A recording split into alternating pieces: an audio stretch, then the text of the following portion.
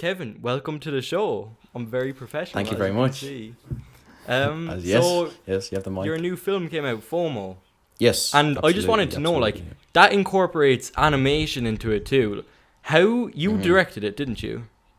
Yes, directed it, yeah. So were you kind of directing the animation, or did you kind of hand that creative freedom over to what's his name, Max? Max, yeah.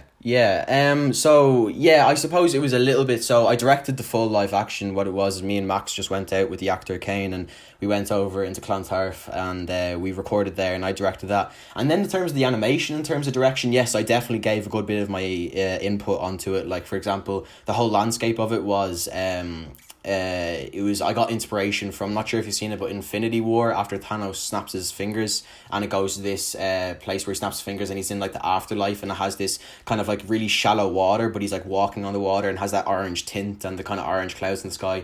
So that's where I kind of got my inspiration. So yeah, I suppose Max definitely came up with a lot of the stuff in the animation as well, but like I had the idea of the posts coming out of the ground. Max had the idea of the lights and the bubbles coming out of the ground. So in terms of the animation, in terms of direction, I say I was the main director, but I was the main director, but so was Max as well. So well, it turned out amazing. And FOMO, like, I love the way you incorporate like real world problems into it, spreading awareness. So like, do you think FOMO, like fear of missing out, was around a long time ago, or do you think it kind of came about with the rise of social media and technology? Yeah, I suppose, fear of missing out, it's like, it often occurs because of seeing, like, social media posts, and teens are seeing, these, teens are witnessing all these cool, amazing stuff that's happening online, but it's that they don't realize it's all fabricated, it's all exaggerated, and while he thinks he's missing out on all this cool stuff that's happening on social media, in reality he's just missing out in the real world, and he's missing his bus. So I suppose the need for humans, I think that's been around for ages. I think the natural thing of being a human being, if you think that cool stuff is going on somewhere where you're not, I think automatically you're going to be kind of like you're going to have anxiety, and you're like, oh, what's this happening over here? But what I feel social media does, it enhances that anxiety, and it enhances that fear of missing out. And so I think that's definitely been around for a long time, but social media really enhances that these days, especially with the amount of people that are online. But definitely I think that's been around for a while, but social media definitely doesn't help the cause anyway. Oh no, it definitely doesn't anyway, because like, I'm sure like, I've been like experimenting with getting off social media and all that, and I've noticed that when I'm off it, like, I'm not seeing what other people are doing, I'm not seeing other people going out, like, even though you're not supposed to go out, but it's still like, fear of missing out. It just exaggerates everything, I feel like. Exactly. Yeah, have you ever tried to go off social media for a while and try detox, kind of? Yeah, I think I have before. I haven't been too successful at it, but I know some people, like, I see some people even putting stories up saying, I'm going off Instagram for a week, if you need to contact me, get me through email and stuff. I've never done anything to that extent, but like, I remember last year, just before COVID hit, I went on a skiing trip in about February time. It was literally just right, like, we were actually quite lucky to get back home. It was just right before everything hit the fan, and it was in Italy, and I brought my phone with me, but the days were so long and I was having so much fun out skiing, and skiing is really tiring. Like, you have to put so much energy into it. So when I got home, I wasn't even arsed looking at my phone. I just went straight to sleep, and I was absolutely knocked out. And then the very next day I did it again. So I've never actually purposely gone, okay, I'm gonna take my phone away and not look at it, but I've definitely had experiences. Another experience was when I was at the Gaeltacht, where they don't really let you have your phone. I've definitely had experiences where I've definitely detoxed, and that feeling of just not having to care, not looking at the blue screen for so long. So I've definitely experienced that before. I've definitely done it before, but not. I've never purposely, putting an Instagram story saying I'm leaving for 2 weeks. But definitely felt that before. Yeah. And like, obviously, it might be harder for you because kind of everything you do is over social media. You're doing a podcast, everything like that. Is this kind of what you want to go into in the future, doing social media or filmmaking? Yeah, it's really good. I was thinking about this the other day, and so many people, especially teens, they're worried about how many likes they got on this poster, how much followers they're gaining every day. And if you want to be a filmmaker, you don't need to worry about that stuff whatsoever. But if you want to be an influencer, then you do need to. I don't really like that term influencer, but I suppose it is kind of true these days. If you want to be an influencer and you want to be like if you want your career to be around social media, then you do need to like be worried about like how many likes you're getting, how much growth you're getting in followers and stuff like that. But personally, I don't really want that. I just use social media as a way to connect with friends and just promote my work and stuff like that. But I definitely wouldn't want to be a social media person. Let's say I definitely want to go after the branch of filmmaking, and filmmaking isn't as dependent on social media, because I wouldn't like it would be a very unstable job. Like, say for example, being a YouTuber or being an influencer on Instagram, it's a very unstable job, because for all you know, so YouTube could shut down tomorrow for some mad reason. It could get hacked, whatever, or it could be down. Technically you're unemployed then, and just that you don't have any real stability when you're on those types of apps. And I definitely wouldn't be aiming for that. I definitely like to branch off into filmmaking. So I think it wouldn't be my cup of tea anyway. Yeah, I think about that a lot, that people are always getting demonetized, taken off platforms for Yes. doing, like, usually it is something pretty bad that they do, but other times it could have been something from 11 years ago. They made a mistake. Yeah. They're a changed person. Like, how do you feel about that? Like, all that cancel culture and everything like that? Yeah, I despise that type Me of cancel too. culture, and just this, I really, really don't like it. And this whole idea of if one person makes one bad mistake or says something not politically correct, then that's it, they're wiped off the thing. I hate that idea. I think it's just completely wrong. I don't agree with it whatsoever. But yeah, like as you said, like I didn't even think about that. Like, if you want to post YouTube videos, you have to make it family friendly, clean content, or else that stuff is getting demonetized and you're not going to make your money off that. So yeah, no, I definitely don't agree with any of that cancel culture stuff, or just any of that. I think there's definitely a limit on social media, and going as far as trying to cancel people and being. I think this generation.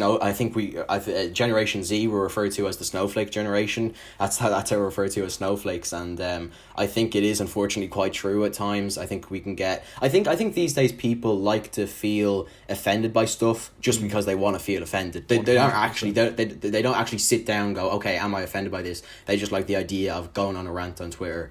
And not actually giving it some thought. So yeah, I think we definitely are the snowflake generation indeed in a lot of cases. But definitely do not like any of that stuff. Yeah, it's a big True. Do you have any filmmakers you look up to or anything?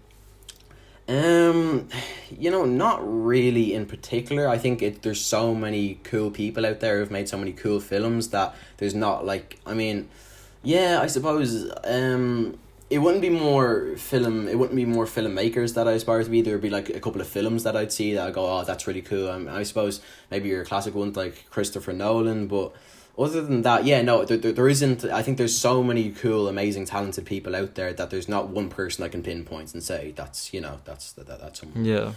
Well, like with Chris Nolan, he released a movie, didn't he, during quarantine? With Tenet. Yeah, Tenet. Super that confusing. Did you see it? I didn't see it, not yet. It's so confusing, really, really bizarre. I watched it twice, and I couldn't wrap my head around. I watched it, and I will throw my hands up in the air. I'm quite slow when it comes to those type of movies. Like I need to naturally I'm not the most quick person. I need to really get my mind thinking. But good God, Tenet was so confusing in so many different ways. And the critics were saying it was terrible. Like they're saying it wasn't good at all. But then other people were saying it was very good. So I don't really know where people stand on it. There's lots of mixed feelings about it. But very, very, very confusing film. And I didn't really enjoy it that much, just for the fact that I didn't understand it. You can't really enjoy something that you don't understand. I just didn't. Completely lost 90% of the way through the film. But it seemed cool anyway if I understood what was going on. But yeah. Do you know the way COVID hit, that affected cinemas all around the world, and then also for the past couple of years the rise in streaming services? Do you think cinemas are dying out? I'd hate the idea if they were, because I love going to the cinema. I absolutely love it. I think the way the world is right now, in COVID, I think they definitely are dying out naturally because no one's going to the cinema anymore. But even if COVID wasn't here, I think it probably would still be dying out to some level because of all these streaming services that are coming in. I wouldn't say it's I think like I've seen a few articles saying, oh, cinema's gone forever. I don't think it's to that extreme, but I think they're probably. I wouldn't say they're doing particularly amazing as they compared to other points in history. Definitely not. But I wouldn't like to think that they're going to be going completely. I don't think that'll happen I don't think it'll happen for a long time. But I have to wait and see. Yeah, I can't imagine a world without a cinema. Yeah, that'd be insane.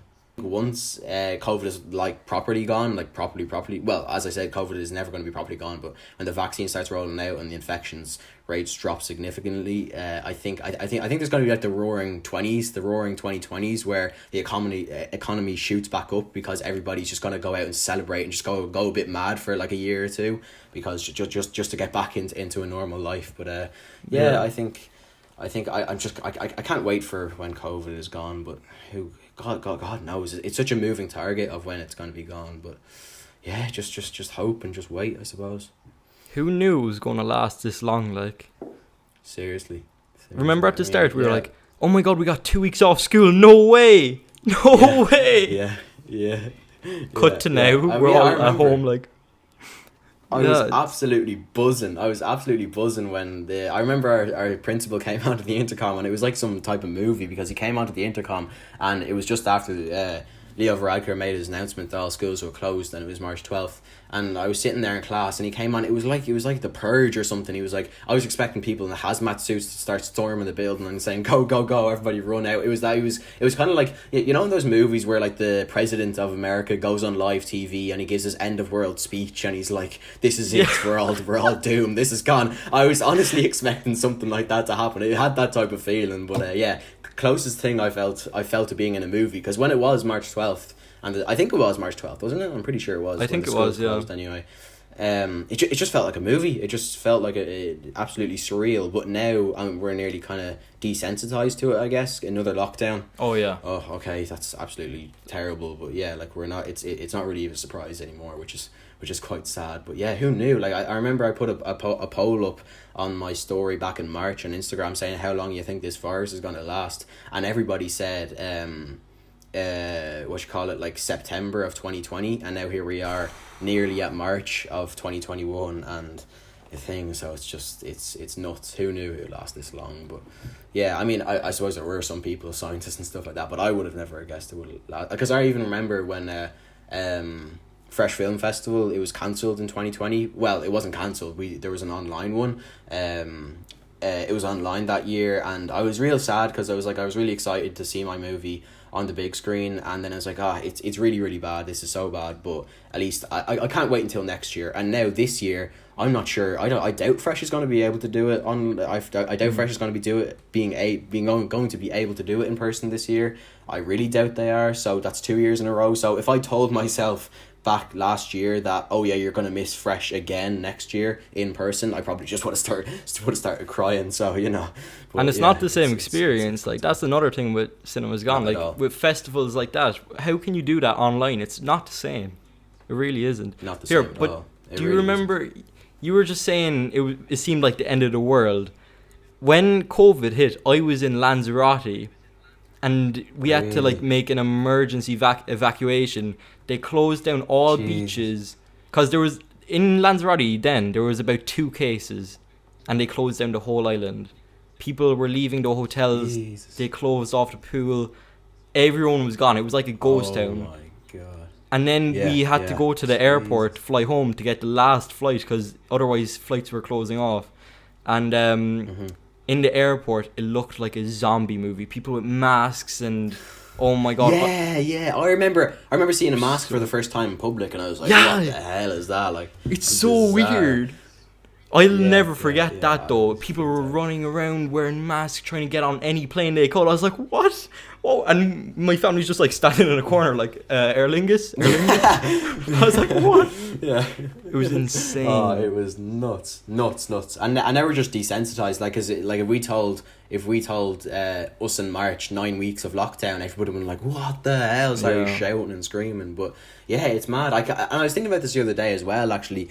obviously I remember a time when I used to go to, like, you know, big gatherings or concerts or festivals or anything like that, or being in a big crowd. But I'm genuinely starting to forget the feeling you have when you're in a concert, and you get that little buzz in your stomach, and you're like, this is deadly, or there's music blaring and you're all squashed together in a massive crowd or anything like that. Obviously I remember when, like, being in those scenarios, but I forget that, like, little feeling you get in your gut when you're in, like, a cool moment like that. And it's quite sad to say, but it's true. Like, I actually forget what it feels like I forget what it feels like not to wear a mask. I forget what it feels like not to having to be worrying about social distancing. No, I forget what it's like, even the feeling of, like, just being casually able to go over to your family members' other houses, or your friends or anything like that. Like, feels like I'm starting to forget what that feels like. Yeah, I haven't, like, hugged my nan in, like, months. It's so sad. I know. Are you ever watching a movie and you're just like, whoa, what? Like, I watched a movie and they were all taking bites out of a sandwich. I was like, you cannot do that today. I was like, what? Yeah. I know. I saw a YouTube video the other day and everybody was handshaking. I was like, no, stop! You can't do that. You can't do that. Like, it's that type of feeling. Like, I forget what it feels like not to, like, if handshaking these days feels like a crime, or giving someone a hug feels like a crime, or anything like that. And it's insane. And I don't know when the hell. And even after that, people are going to be so. There's going to be people with a lot of anxiety even after COVID's gone. There's going to be some people who won't go back into a massive crowd for a long time. Even after COVID is gone, they won't feel comfortable being in a massive crowd without wearing a mask or anything like that. Which is just, the world will never be the same after this is gone. Never. No way. We're living through history, like. We really are. Like, even like, you know, after, obviously I wasn't alive when 9/11 happened, but after 9/11 happened, like, you know how, like, airplane security and airports all over the world, the security just ramped up after that. And, like, I think it's going to be the same for us. Like, in, like, 5 years time, when COVID is gone, we're going to be sitting there and I'm going to hear someone go, like, in the background, and be like, that's COVID, I'm going to get, like, PTSD or something from it. I'm going to be like, no. So I think no one will ever be fully the same after this. But hopefully, just keep on saying hopefully, I guess, and just keep on hoping. You can't stop the hope. But, I was about to say that like, you could just cough or sneeze anywhere and people give you weird looks. Yeah, you got COVID? No, I don't. I don't. It's a natural thing. Just a little trick. Yeah, just had a little trick on my throat. Like, it's just. Obviously, I think now with the rise in social media and, like, YouTube and all that, like, kids' content is mainly YouTube. It's not TV anymore. At least I don't think. It's mainly YouTube and, like, kids YouTubers, all that. Mm-hmm. I think it's. You used to ask a kid what did they want to be when they grow up, and it's like, a doctor, or vet, astronaut, whatever. And now they say a YouTuber. I think. I'm pretty sure. Or an influencer, or an something to do with social media. Yeah, which is just nuts. It's absolutely Why nuts. Do you think that is, though? Why?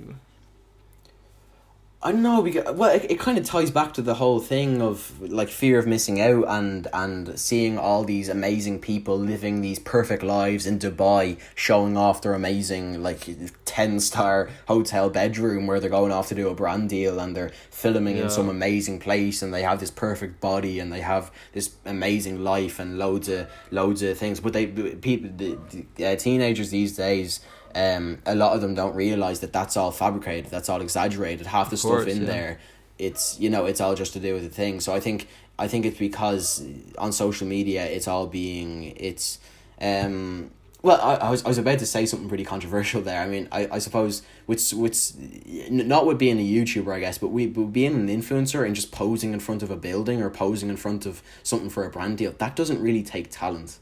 Do you know what I mean? No, that doesn't really take, it doesn't take thing. And I'm probably going to end up, pissing a lot of people off by saying that, but it doesn't.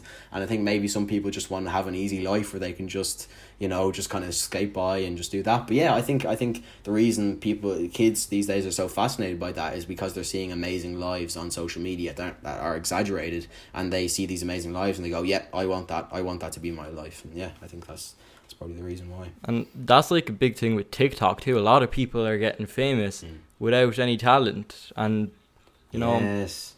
I think with them though, it never really sticks. It eventually goes away. Very true, very true. It's kind of like your 15 seconds of fame. It's kind of like you have this cool video that blows up. Like it's kind of like Yeah. you see someone working really, really hard on an amazing video on YouTube or an amazing short film or whatever, and then there's some girl dancing in front of her phone for 15 seconds that gets 10 million likes or whatever. And yeah, I think, but that's stuff that won't stick. Like if you make an amazing song, or you're making an amazing film, or you make an amazing piece of content that people see that you put a lot of effort into, people are going to remember that video for a while. But as soon as you see someone like dancing on TikTok, I guarantee for most people, when you scroll past them, you wouldn't even be able to remember what they look like. Do you know what I mean? You just completely forget about them. It's just that quick. It's that quick, snappy kind of video that gives you this kind of pleasure of just seeing something funny for 2 seconds, but then it's no use to you, so you scroll by and then you completely forget about it for the rest of your life. So I think it's not the same. I think put it this way, I think 1,000 views on TikTok and 1,000 views on YouTube are two completely different things. I think there's a lot more value 100%. behind getting 1,000 views on YouTube. So yeah, it's I don't think the recognition that you get on social media platforms like TikTok or whatever, they're not the same as the amount of effort that you get in for making an amazing music video, or doing this or doing that, or getting into this, or making a cool film or whatever. But yeah. Yeah, well, Kevin, it's been amazing talking to you. This is my first time meeting you as well. It's been amazing talking to you. Yeah. I feel like this went Thank you very well, much for honestly. having me. And is there think it anything went you very want well to as well. plug? Any socials or anything like that? Yeah, sure. I mean, on YouTube, I have two YouTube channels. I have my main one, which is just Kevin Meggs, and I suppose how you should spell Meggs, because it's a very odd surname. I've never actually met another person besides my people I'm related to that with the surname Meggs, but it's Meggs, and then that's my main one. Then I have my film channel, which is just KM Films, and then on Instagram it's just Kevin Meggs as well. So those are the kind of two main platforms I use. But yeah, thank you very much for having me on. Hope everyone is keeping well during these tough times. Yeah, thank you. It's been a very good chat with you, honestly.